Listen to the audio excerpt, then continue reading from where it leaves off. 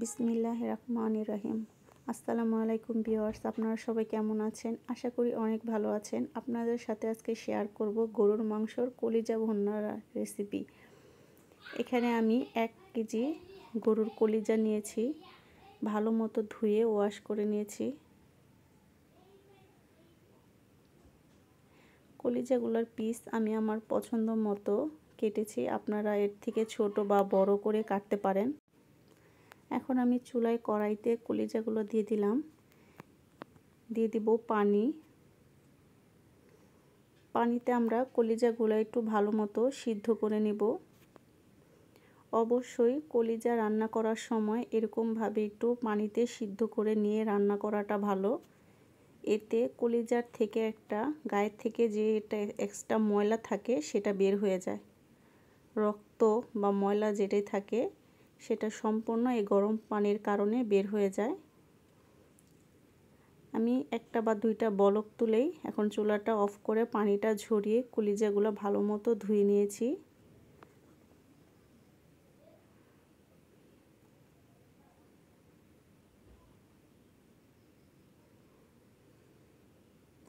এখন আমি চুলায় চলে যাব। চুলায় দিয়ে দিলাম কড়াই, এখন দিয়ে দিব সরিষার তেল। এখানে আপনারা আপনাদের পছন্দ মতো যে কোনো তেলই দিতে পারেন। দিয়ে দিব 3টা তেজপাতা, দারচিনি এবং লবঙ্গ। মশলাটা একটু তেলের সাথে গরম হয়ে গেলে এখন দিয়ে দিব পেঁয়াজ কুচি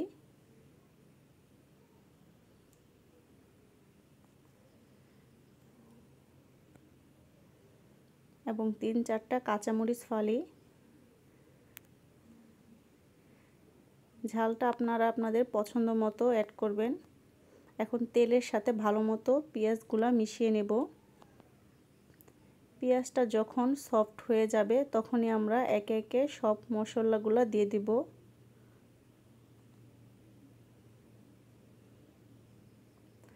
দিয়ে দিব আদা রসুন পেস্ট 1.5 চামচ,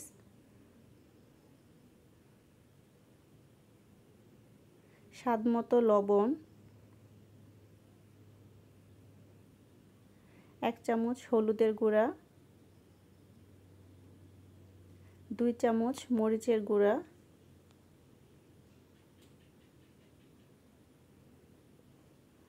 1 চামচ গরম মশলার গুঁড়া দিলাম এবং গরুর মাংসর যে মশলার প্যাকেট পাওয়া যায় সেখান থেকে আমি 1 চামচ গরুর মাংসর মশলার প্যাকেট থেকে দিয়ে দিলাম। এখন ভালো মতো তেলের সাথে একটু মশলাটা পানি দিয়ে একটু কষিয়ে নেব।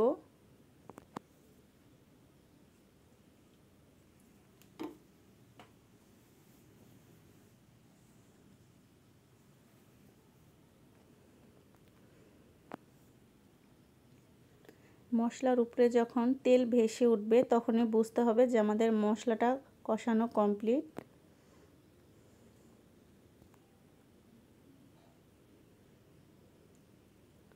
এখন আমরা কলিজাগুলো দিয়ে দিব।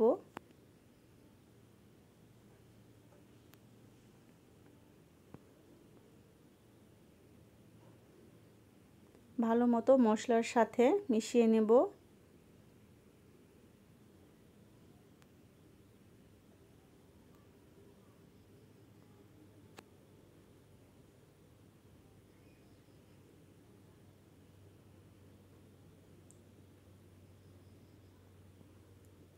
এখন ঢাকনাটা দিয়ে 2 মিনিট রান্না করে নেব।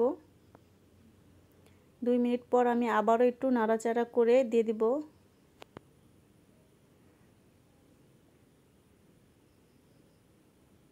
আবারও ঢাকনা দিয়ে দিব। কলিজার থেকে এক্সট্রা যে পানিটা বের হয়েছে আমাদের এই তো সেই পানিটা দিয়ে কষানো হয়ে গেছে।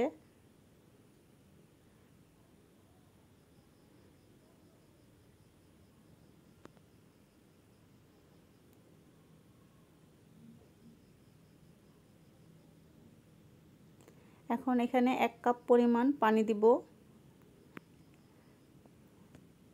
এই পানিতে আমরা ভালো মতো কলিজাটুক সিদ্ধ করে নেব।